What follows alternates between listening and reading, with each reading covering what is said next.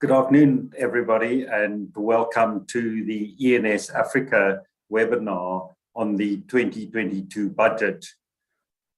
I'm sure some of you had the opportunity to watch Minister Nhsc read his maiden budget speech in Parliament this afternoon, and in less than an hour, he didn't make very many changes at all, which is good news and makes it a good budget from that perspective.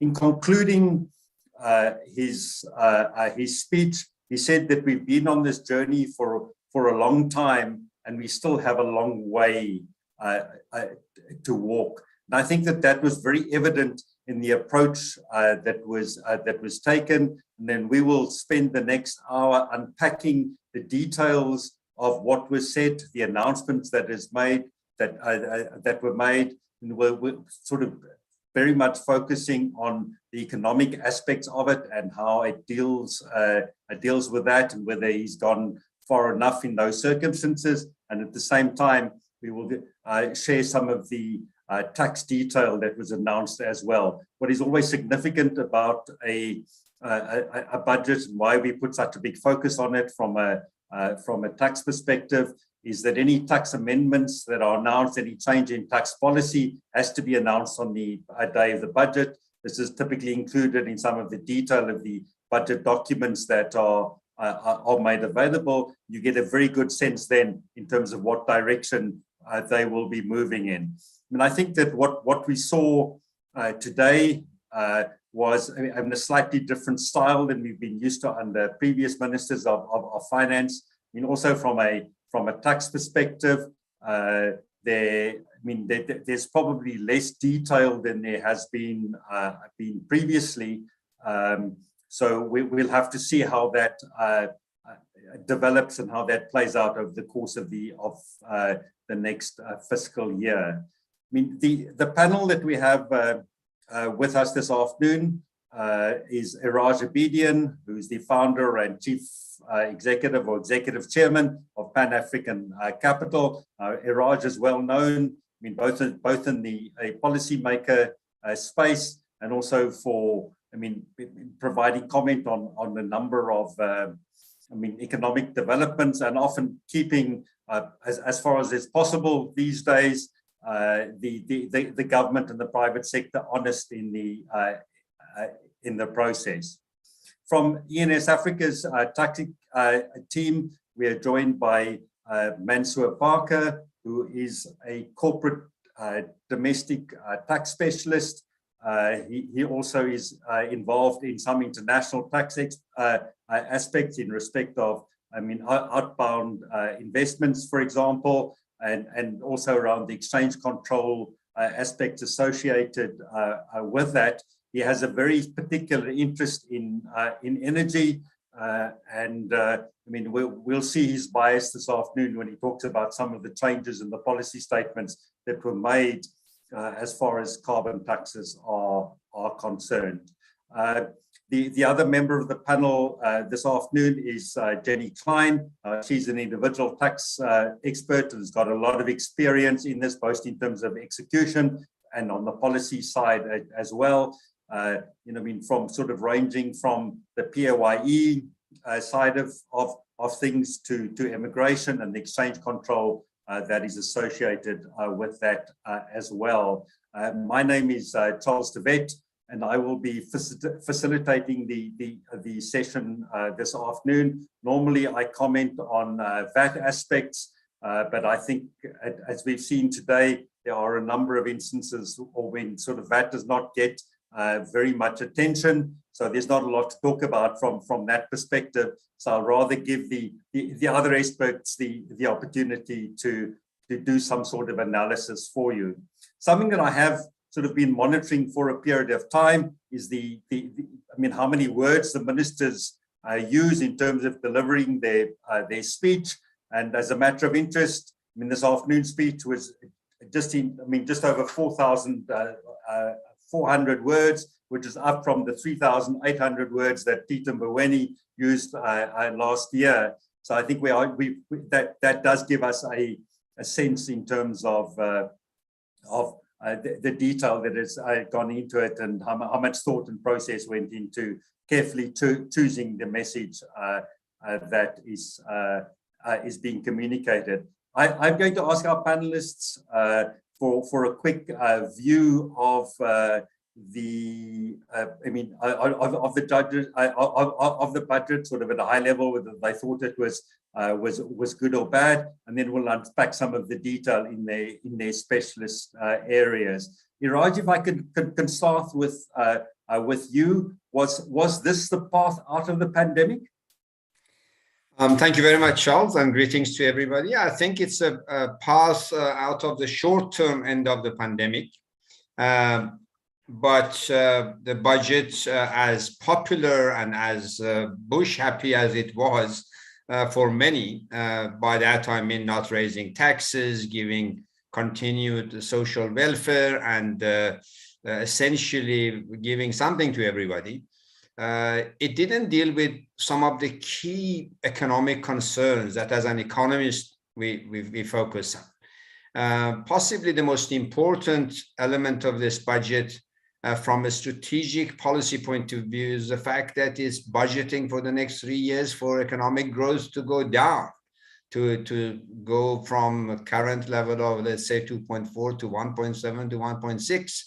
And that's a real concern. That means in the medium term, we will be hopefully out of the COVID pandemic, but we will be into another pandemic, the pandemic of declining tax base, pressure on government expenses, and essentially the rule of the golden rule of economic growth is your growth has to be materially beyond your average demographic growth rate. So if our growth in population is 1.8 at the moment, government cannot budget for or plan for growth of 1.8 or less. That means a regression in per capita income over time. So that's my biggest concern for this budget, particularly so that we had, thanks to the bonanza that we get from mining taxes, we had 182 billion rand to work with, extra over and above what we had budgeted for. I understand the National Treasury and the global pressure for what is known as fiscal consolidation. In other words, get your borrowing under control, make sure that your debt to GDP doesn't get out of hand and get you into what is generally known as a debt trap, meaning borrowing to just pay the creditors. Nonetheless, what we need is, for me, the budget needs to be primarily about the real economy, because it's the real economy that deals with the real people within the society. If you want to create jobs, you cannot do it with financial gymnastics. You have to do it with creating opportunities in each sector of the economy in order to create jobs, promote investments, create enterprises, and over time, expand your tax base. Did this budget do? No. Did it talk about it? Yeah, political hand-waving, for example, to say we're going to establish, as far as infrastructure is concerned, a private-public sector center of excellence. Well, what does it mean?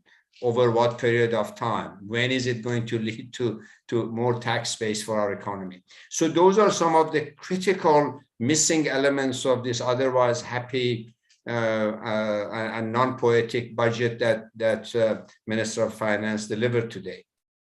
On very related issues, for example, the issue of public servants. I know at least 4 ministers of finance over the past 25 years talked about the value for money. In the language of economics, the efficiency of public sector operations. Well, we all know that public sector has got 3 problems as far as staff is concerned, as far as public servants is concerned. 1, we've got too many of them. Number 2, the consequence on the overall wage bill is that we're paying a lot more than we need to pay. And possibly most important and critical is that the ratio between administrators and service deliverers, between so-called nurses and frontline service delivery, and those who sit and have fat salaries in the office in the form of directors, deputy directors, chief directors, and so on and so forth is just wrong. So when are we going to deal with this? We cannot just look at the financial impact of wage bill being X% of the total budget. That's not going to deal with the reality of what service delivery is about. Real service delivery requires not only getting the total wage bill under control, but also getting rid of the unwanted. For example, ESCOM is well known to have had between 35 to 40% excess staff. Well, that's costly, but that's also inefficient. But government departments, particularly in education, health, police, and so on, there is a mismatch of the mix of staff. He did not touch on those things. So I think these are some of the missing elements in this budget. We can come back to them. Overall, it's getting us in the short term out of the pandemic, but leading us to potentially to another pandemic, no less challenging. Thank you very much, Iraj.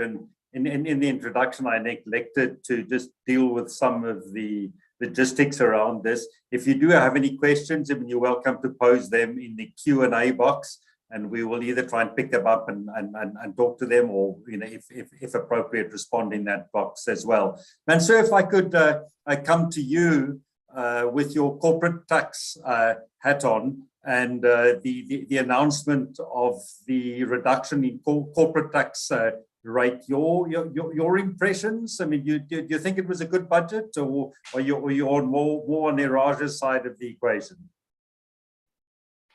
Thanks, Charles, and hello to everyone attending this webinar. I had a look at the interplay between the tax policy section of the budget and the tax proposal section of the budget, and it seemed to me that what they did in the tax proposal section seemed to be exactly what they said they would do in the tax policy section. Because in the tax policy section of the budget, the explanation given was that they tried to avoid tax rate increases to the degree possible, subject to major expenditure decisions. So the tax expenditure side of the budget looks at things like deductions and the taxpayers are entitled to and incentives. And what we've had is a 1 percentage point drop in the corporate income tax rate. But the major trade-off for that is the restrictions placed on the carry forward of assessed losses, the limitations to be placed on interest deductions, and the expiry of several corporate tax incentives in the Income Tax Act. And I think that's going to be the trend that's clearly being signaled by Treasury in future years. Interestingly, the rationale that they gave, part of the reasoning that they gave for the 1% reduction in the corporate tax rate is the differential between our rates and those of our major trading partners. It has said that they operate at significantly lower tax rates. So we had the 1 percentage point this year, but accompanied by sort of what was given to the taxpayer on the one hand, a few of the benefits were taken away the taxpayers can use on the other hand. And I think that possibly indicates a trend that we might see in future budgets coming out of Treasury. So on the whole, the 1% is welcome, but I think the tax base will increase, and that therefore the amount of taxes payable will not, or might actually increase or stay the same, notwithstanding the 1% reduction in the corporate income tax rate. Thank you. Thank you, Mansoor. So positive for business. I mean, Jenny, if I could come to you now. I mean, I think you've had to assimilate a lot of detail in the time since the budget speech. From an individual perspective, positive, negative, where's your head as far as that is concerned? Thanks, Charles. So I think it's positive in the sense that there has been an inflation-linked adjustment to the tax brackets for personal income tax rates and the tax rebates and consequently also the medical tax credits, which I think is positive. But I think that there are a couple of focus areas, it seems, for National Treasury and SARS.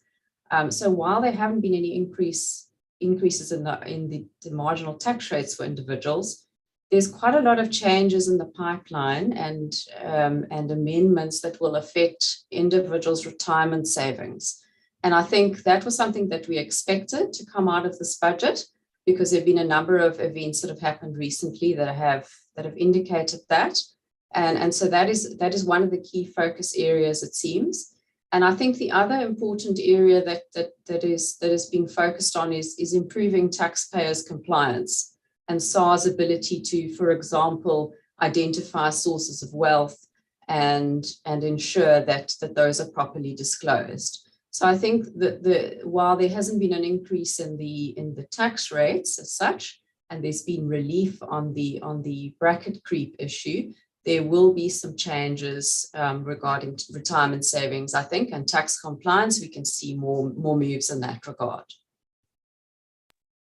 Thanks very much, Jenny. I mean, you know, if you stand back and you look at the budget and the way that it was put together, I mean, it looks as if there were sort of three positive aspects that made this minister's job a little bit easier than the previous ministers. I mean, there was the commodities boom that has, you know, tapered off a little bit, but you know, that gave him money to play with.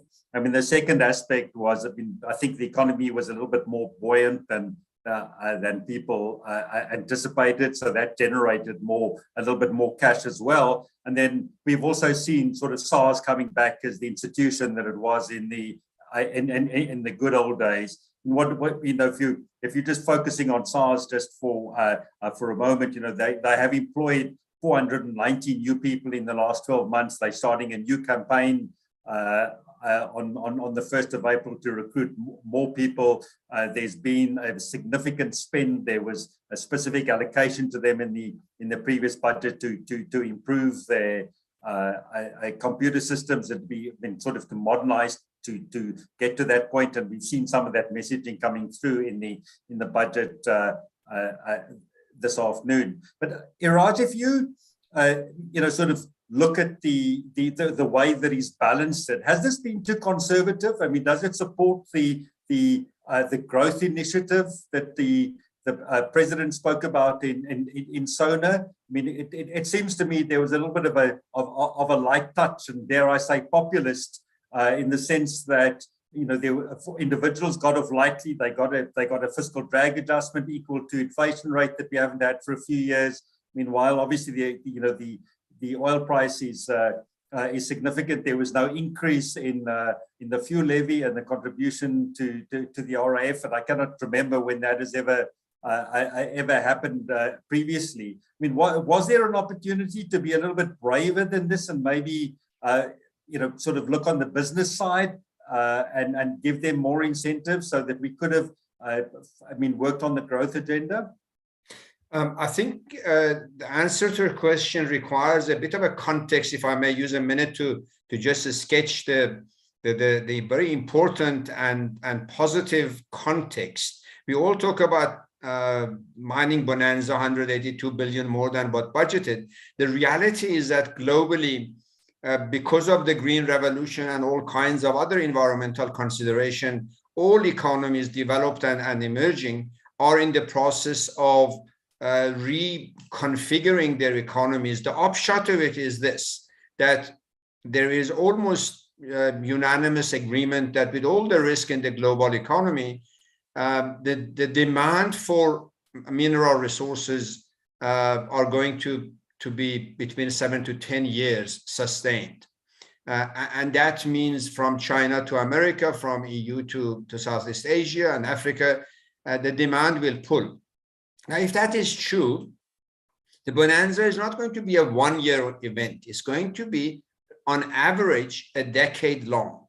If that's the case, then we're being very, very myopic and unbrave and unstrategic, all of them, which means we need to use this opportunity to turn our economy around and to do two things, most importantly. One is to get the badly needed underpinning of our economy in terms of infrastructure, not just energy, but also our ports, our rails, our urban infrastructure, our connectivity, and so on and so forth, heavily into a multi-year investment program. Secondly, get the private sector through various incentives, but possibly most importantly, corporate taxes, to bring them into the fold of reviving the economy, not for the next year or next two, but over the next decade. Bearing in mind that all of these investments are not short-term projects, so to speak. If you decide today, maybe in 3 years' time, 4 years' time, we'll see the impact. So I think that's the context. The answer to your question, yes, we missed an opportunity as far as I'm concerned to get the economy on the right track. Thanks very much, Iraj. I mean, sort of looking at the, I mean, at the expenditure side, you know, I mean, the big aspects that keep on coming out from that perspective are, I mean, the support to SOEs. You know, Eskom has been mentioned a few times, and you know, if you look at the predictions in the last little while, you know, what about the National Prosecuting Authority? I mean, isn't that the place where there should be a big focus? I mean, we certainly saw, you know, I mean, a change to the ETI, which will support employment. I mean, in terms of the allocation, I mean, you know, there is to education. So we see that moving in a particular direction. But I mean, in respect of the other expenditure categories, was enough done in that space? Was enough taken away in that space? Not quite frankly, as far as SOEs is concerned, as far as I'm concerned, particularly with respect to Eskom, they are kicking the can down the road again.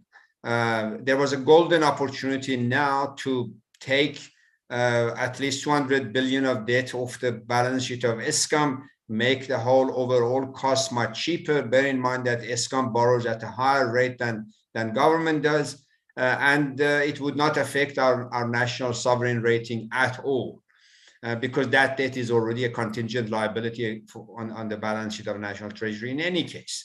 Again, they didn't do it. They just, in a very soft way, made it conditional, and remember, this is 14 years in the making. It's 14 years since Eskom has hit the headlines, and we haven't dealt with the issues. We've had 3 presidents putting commissions for restructuring of SOEs, and yet nothing coming out of it except very warm and fuzzy type of promises. To say that SOEs will be treated with tough love, what does it mean after 10 years, after 15 years, after billions being lost in SAA, Denel, Transnet, etc., etc.? So I think on that sense, it was disappointing. It is also not helpful for growth. It doesn't help the government to have enough money to deal with some of the badly needed services, such as police protection, upgrading our police service, upgrading our military. We've seen how feeble and an ineffective military has become. We saw it in a daylight last July. So I think those are some of the very important expenditure decisions that required attention. And in my view, the minister did not deal with it. It's not just good enough to look at the overall spending basket. We need to unpack it. We need to make sure that we have taken and put measures in place in order to get value for money and put the economy on a growing path. If we can now, you know, move to, I think, where the biggest giveaway was from a tax perspective, and that is around individuals. Jenny, I mean, you know, we sort of mentioned that, I mean, about the fiscal drag adjustment that was significant. I mean, my sense also is that I mean, the fuel levy is significant as well. I don't know whether that, you know, disappears or is dissipated by the Eskom increase that is being debated. But I mean, in terms of the detail that you've managed to look at, I mean, there are some important messages there from a policy perspective, from developments as far as that's concerned, and not necessarily that are going to immediately result in an additional revenue, but there's certainly a trend that we're seeing in that space, isn't there? Thanks, Charles. I think on the individual side, the main, as I said earlier, the main focus areas on reforming the retirement savings, as in tax treatment of retirement funds and retirement savings. And I think I think for in terms of this budget, the most significant potential changes will affect that area. The first of these is that there was a proposal last year in the draft Taxation Laws Amendment Bill to institute a tax on retirement fund interest of an individual who ceased to be tax resident in South Africa. And that would be treated as a deemed withdrawal benefit, and then tax would be levied on that, but the tax would only be payable in 3 years, effectively in 3 years' time, as a result of amendments to the Income Tax Act that provided that an individual who ceased to be tax resident had to wait 3 years before they could cash out their retirement interest in, for example, retirement annuity funds or preservation funds, most relevantly. So the public comments on that draft proposal, which was actually removed from the relevant legislation in the amendment bill last year, requires the renegotiation of quite a number of our double taxation treaties with other countries in order to preserve South Africa's taxing rights in respect of retirement fund benefits. So the budget announced that that renegotiation of those treaties will now commence this year. So that's a proposal that's still on the table, but the framework is not in place for it to be implemented at the moment. So that's one of the main changes. Then the other change relates to a discussion paper that was issued by National Treasury in December last year. And it proposes, among other things, and there are a number of proposals, but the tax-related one is a proposal to allow members of retirement funds to access 1/3 of their retirement savings at any point in time. In other words, before retirement and without having to terminate their employment. So this proposal to allow this access to the 1/3 of your retirement savings obviously gives rise to tax issues regarding how do you treat the contributions, how do you tax the benefit coming out when the person withdraws, etc. So there's quite a lot of tax issues around that, and that still needs to be developed and considered, and the proposals need to be dealt with in that regard. So that's also something that is anticipated to happen in the course of this year or next year. So it's referred to as a two-pot retirement savings approach. But the other side of it is that while you get access to 1/3, 2/3 will have to be preserved until you retire. So that is a departure from the current tax treatment, whereby when your employment ends, you can effectively cash out your full retirement savings at that point. You will be obliged to preserve 2/3 until retirement of every interest in any retirement fund. So I think it's quite a significant change. The access on the one side, but the compulsory preservation until retirement of 2/3 of that benefit. So I think that's something that we will see amendments to deal with that. As I say, the tax implications of those changes still need to be clarified and need to be considered. So one of the other changes that I think will be of interest to individuals is that government is proposing to look at the remote working arrangements that many of us have been involved in. And I think what that means is they're potentially going to hopefully widen the home office deduction that's currently available to employees, because it's fairly limited in its scope at the moment and quite restrictive. So we hope that will be something that will be expanded in the future. And I think, but to a couple of other important changes that I just want to mention, also in the retirement fund space is currently, if you receive a benefit from a foreign pension fund, then that is, or a lump sum benefit or an annuity pension type benefit, then that is currently exempt from tax in South Africa for South African residents. And there's a proposal here to review that tax exemption. So I think that's quite important for individuals in receipt of retirement benefits from foreign funds. I think that exemption may either be limited or it will certainly be reconsidered. Then, as I mentioned earlier, the adjustment to the tax brackets that we spoke about is a 4.5% inflationary adjustment, and it also links, there's a similar increase to the medical tax credit. So that will give some relief to individuals on the personal income tax side. And then with regard to the employment tax incentive, there's a proposal to increase that by 50%, the monthly incentive, maximum monthly incentive, by 50%. So that will hopefully encourage employers to employ young people in order to address the serious youth unemployment issue more adequately. So that's a welcome change. And I think aligned with, so those are the sort of main changes I think that we're going to see for individuals. But I think aligned with that and the focus of SARS is that we're also going to see an increase in their tax compliance requirements.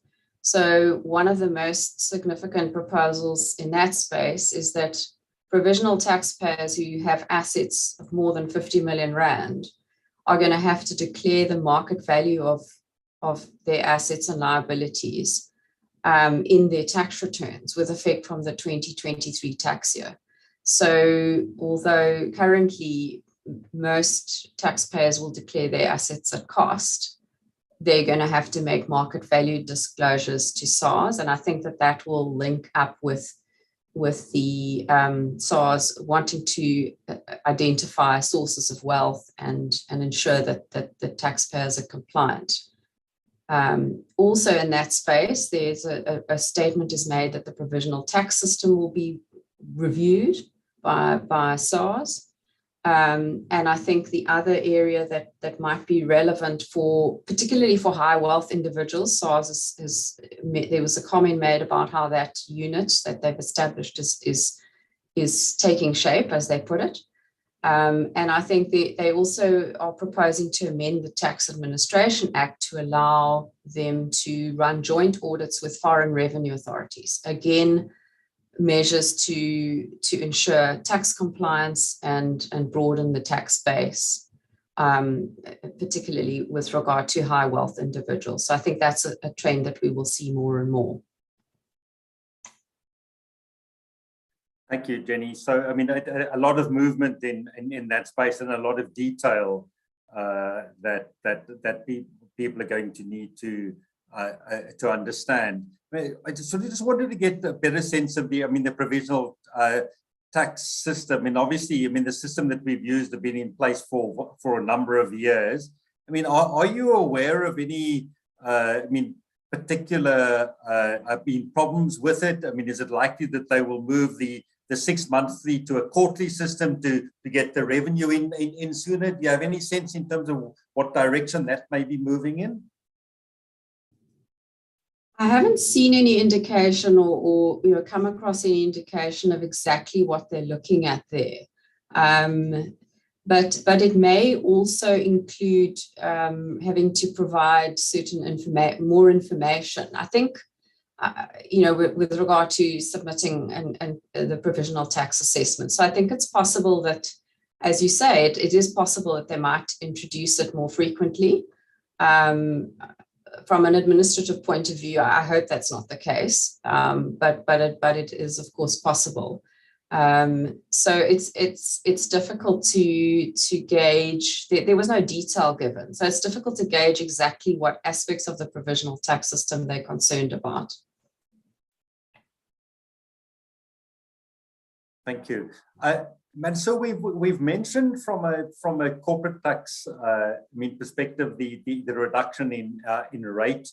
I mean, some of the discussions that we were having earlier was, the kind of around the timing. I mean, it's interesting that in 2 years in a row we've had the comment that our tax rates are too high and there needs to be a downward trend. And we've also got, the importance of investment in the country and growth. But it seems like a little bit of a slow approach where it has to be self-funding in the process and sort of matched by deductions on the other side. I mean, do you think that there's a timing issue there? Do you think that there may be something different, that the outcome may be slightly different to what they expect? Thanks, Charles. Or to put it slightly differently, to be matched by a removal or limitation of the reductions in order to fund the corporate tax rate decreases. If we look at what's envisaged here, what's proposed is a reduction of 1 percentage point in the corporate income tax rate, which will take effect from 28% to 27%, which will take effect for tax years ending on or after 31 March 2023. So the impact on taxpayers will be dictated by the tax year in which they operate. And that will be matched by a restriction on the use of assessed losses, such that assessed losses can be brought forward, which are brought forward will be limited to 80% of the taxpayer's taxable income. So where we have a taxpayer with a taxable income of 100, an assessed loss of 100, ordinarily that would have set each other off, and the taxable income would have been zeroed out and no taxes payable. Now the assessed loss will be limited to 80% of the taxable income, which means there's that 20 on which tax will be paid. Now, the impact on your larger, mature, cash flow positive companies will be minimal because they'll be in tax paying positions, so they will benefit from the 1 percentage point reduction in the corporate income tax rate from 28 to 27%. The smaller companies, the ones in more cyclical industries, the ones who can suffering from the effects of COVID in industries that were dependent on large gatherings of people getting together, hospitality and others, they will feel the pinch in that they've generated assessed losses, but now they'll be taxed on a portion. The assessed loss will be limited to 80% of the taxable income, and they'll be paying tax on that portion. Now, there is a statement made in the budget review that, and it says smaller companies which are more likely to struggle with cash flow will be exempt from the proposed changes. So that brings up a definitional question. How will smaller companies be defined? It brings up a question of equity. Should it be defined with reference to small, or are there other bases on which companies should also be able to be excluded from this regime? So I think it is a regime that's going to have an unequal impact on different types of taxpayers. There'll be those who will be quite happy with the 1 percentage point rate reduction. There'll be those who will feel that the rate reduction doesn't really benefit them at all because they've been struggling, and yet they hit with the restriction on the use of those assessed losses. You couple that with the removal of certain incentives, which some of them might have qualified for. It brings up another point of just the interplay between tax incentives in the income tax system and cash grants by the DTI. Because many of the smaller companies were saying that on the incentive side, they don't really benefit all that much from tax incentives because the tax position is such, when they're not in a tax paying position, the incentive just broadens the assessed loss. But a cash grant from the DTI has a far more beneficial impact on the cash flow. And I think a useful policy question to consider would be the mix of those measures between, on the one hand, Treasury and SARS, which collects the taxes, and DTI, which administers the cash grant system. On the timing point of view, proposed dates were inserted in this budget review, and the Taxation Laws Amendment Act, which was passed into law in January of this year, contains the proposed dates for the restrictions on the use of assessed losses. And what taxpayers will have to do is check whether the effective date in the Taxation Laws Amendment Act matches what will be the proposed effective date for the rate reduction from 28 to 27%. It will be important that those things all tie up so that they benefit from the rate reduction at the same time that these restrictions are put into law. Thank you, Charles. Mansoor, were there other significant policy directions that were in Nhsc that it is worthwhile changing? I mean, there's always sort of lots of detail in terms of that, and one probably can't unpack it at that level. But I mean, are there trends that we're seeing? Are there particular aspects that need to, or that will be addressed in the next year? And we'll be sitting here in 6 months debating the T-Lab and seeing whether they've got it right or not? Certainly. Now, the NHSC process began last year, and just for the benefit of taxpayers, Treasury normally invites comments toward the end of each calendar year. It's referred to colloquially as the NHSC process. It's a process where taxpayers are invited to comment on provisions in the Income Tax Act that might not be operating in the manner that was intended. So it's not a tax policy discussion. It's a question on correcting anomalies in the Income Tax Act, or sections where the provisions of the law don't quite match the policy intent behind it and needs to be changed. And NHSC normally contains a list of very technical proposals. What I will do is just give you a short list of what those ones are, without going into the detail of each of them. Some of the NHSC, now when the NHSC proposals are announced in the budget review in February, that means that these will appear in the Taxation Laws Amendment Bill, which will be published later this year for comment. And some of these ones are, number one, clarifying the definition of contributed tax capital, refining the reversal of the null-based cost rules applicable to Section 45 intergroup tax-deferred transactions, clarifying the triggers for recoupment under the debt forgiveness rules, reviewing the debtor's allowance provisions to limit the impact on lay-by arrangements, the interaction between the assessed loss rules and the capital expenditure regime for mining operations. There were quite a few for mining operations. Another aspect will be looked at this year is the interaction between the application of the interest limitation rules and the capital expenditure regime for mining operations. The tax treatment of assets which are acquired as government grants in kind. And then there's a few provisions that will come in with regard to determination of net income of CFCs. These will be the deeming provisions in respect of royalties, as well as amounts of hybrid equity instruments. There are a few provisions that will come in with regard to collective investment schemes as well. And then they've got some technical amendments with regard to a carbon tax. But I think on that, they made them more interesting proposals in the tax proposal section with regard to climate change and carbon tax. Thanks, Charles. Raj, I want to give you an opportunity to talk a little bit more about carbon tax as well. But we've had a question under the Q&A section that I would like to ask Raj to respond to first. And this is around the significance of the 20 billion loan guarantee fund for SMMEs and the first loss provision. You know, Raj, I mean, can you comment on that? Do you know how this works, and have you got a sense of how it will operate? Look, the details of it I don't, but the background to it and the significance of it is we've had over the past 20 odd years various schemes in order to help SMEs. As we all know, all around the globe, that's the sector or subsector of the economy or business that creates jobs, especially for a society like ours. And yet our banking system is not set up to help them.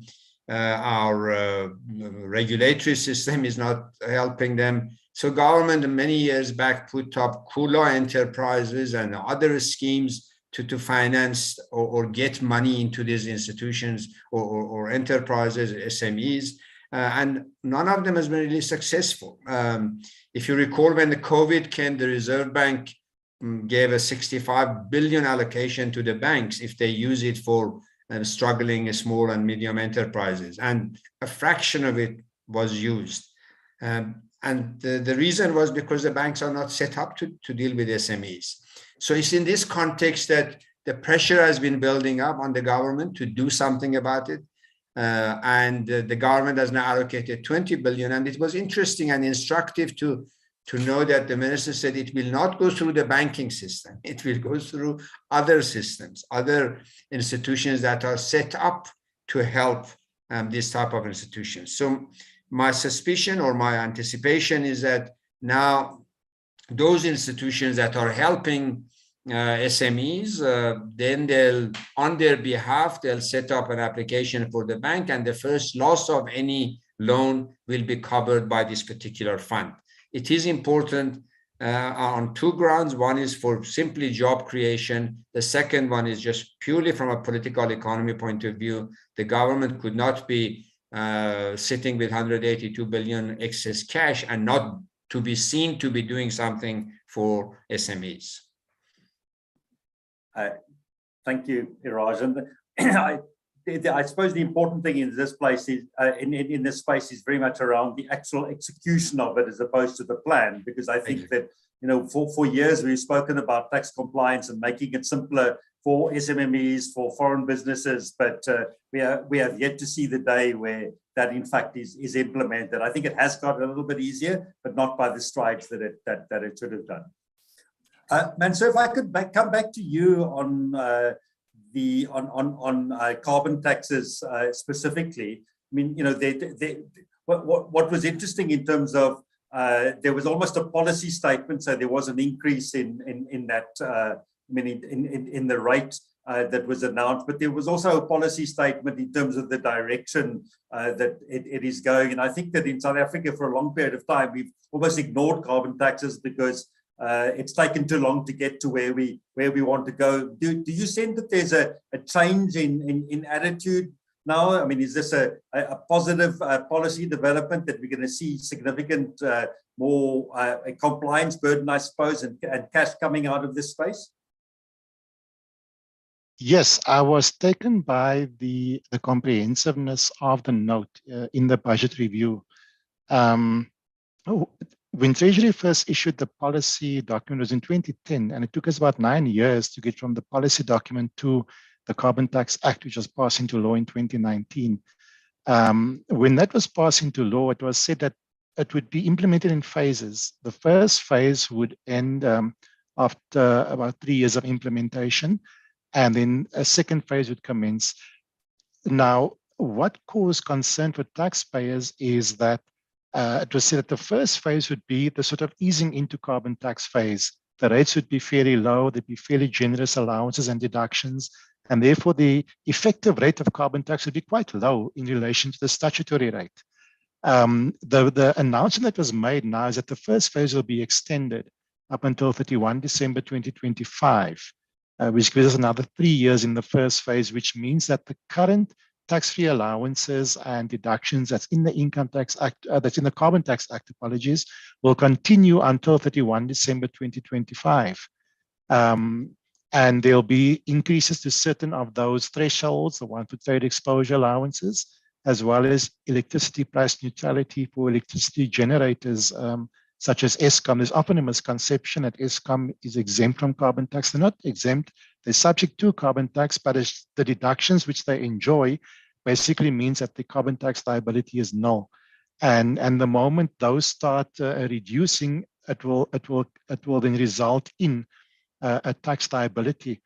But what they said will also happen is that for at least for every year until 2026, there will be a US $1 increase in the rate of carbon tax to achieve a price of $20 per ton of carbon dioxide equivalent by 2026, which is over the next 4 years. So if we look at US $20 multiplied by a rate of 15 Rand to the dollar, we can get a rate of about 300 Rand, which is double the current rate of 144 Rand. Now, this is bound to have big impacts for your high emitting industries, iron and steel, electricity, especially, and the likes of Sasol, but also entities who buy goods from them, because the way the tax was structured is almost a pyramid scheme. It's levied at taxpayers at the top of the pyramid, at the producers, at the manufacturers, at the generators, where there's fewer taxpayers and easier to administer, but it filters through the rest of the economy, because once the price of goods increases at that level, it then filters down and it increases prices to other entities, wholesalers and retailers down the chain, even though we're not paying carbon tax at that level. And the other point that was made is that South Africa's export of carbon-intensive goods will likely face carbon taxes in Europe which is a reference to the carbon border adjustment mechanism in Europe, where they are looking to impose carbon taxes on goods imported into Europe, which is not subject to a high enough rate of carbon tax. So there's some very interesting developments in here. And they've also given signals on the future reductions in the tax-free allowances and increases in carbon offset allowances. And my recommendation to entities who are subject to carbon tax would be to do the projections, because now there's enough information to be able to do 5, 7, 10-year projections into the future to look at what the impact of the carbon taxes will be, and then to make those capital expenditure decisions based on that information, what they can do now for their operations. And for those who are not subject to the carbon tax, but they have long-term supply agreements with entities who are subject to the carbon tax, to review those agreements, because they normally contain price adjustment provisions that where your supply becomes subject to a tax, or there's an increase in the rate of tax, they can pass it through that agreement. So even if you're outside of the carbon tax net, you can still be subject to these increases indirectly if some of your key suppliers do pay the carbon tax. Thanks, Charles. Thanks. Thank you, Mansoor. Iraj, in the detail of chapter 4, there was a comment about their budgeting process, and the fact that recent experience suggests caution in projecting revenue gains. They kind of conclude that the most revenue that has been generated in the last little while was in the kind of the personal tax rate, so the increase that happened there in 2015 and 2016, and then the increase in the VAT rate as well, and that was 2018, 2019. Now, what is apparent in that process is the numbers that they expected from that were slightly lower. So they seem to have taken a message from it. But if you do an analysis of and I haven't done it based on today's numbers, but on the medium-term budget framework, it does seem as if the contribution that VAT makes to the broader economy, the contribution, the revenue collection from it sort of increases from 25% to 29% in the next 2 years, which probably implies a VAT rate increase. And at the same time, this reduction in the corporate tax rate, we've seen that.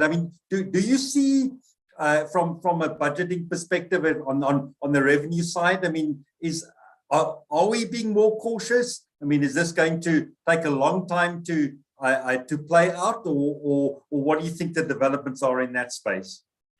Well, my expectation, Charles, is that much of that is potentially projected to be driven by higher rising growth in the personal side, personal expenditure side.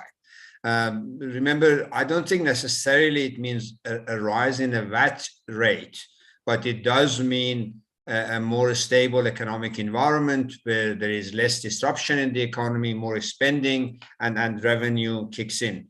I think in that regard, they are conservative. I believe the economy, as I mentioned earlier, is going to be underpinned by a longer-term commodity demands globally.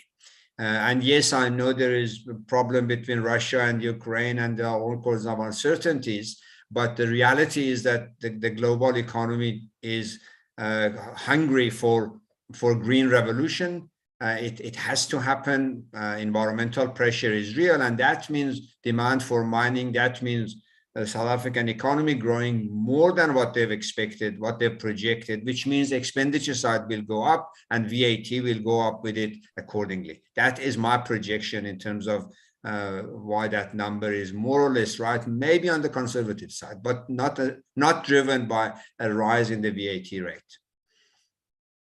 Okay, so we can keep on seeing this trend going forwards of very balanced and a very cautious approach as far as let me qualify it one thing, and the minister was quite actually off a script, quite politically astute, to highlight to his comrades that if you want to introduce new expenditure, such as basic income, such as national health, that will mean increase in taxes all across.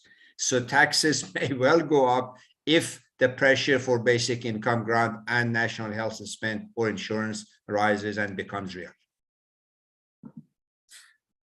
Thank you, Iraj. I mean, from a value-added tax perspective, I mean, there was the only significant announcement was around the electronic services provisions and a potential extension associated with that. We know that currently there seems to be a view developing that if you have a Zoom meeting or Teams meeting and you're offshore, you need to register and pay tax in South Africa. It just sounds to me like a new collection mechanism, a new way to generate a revenue, and where South Africa takes the lead as well. I'd like to start concluding, and I mean, just ask the panel if we've covered everything that you thought was relevant in the budget. Are there any major areas that we haven't unpacked in enough detail? Jenny, you haven't said anything for a while. Do you want to kick us off with a quick concluding remark, please?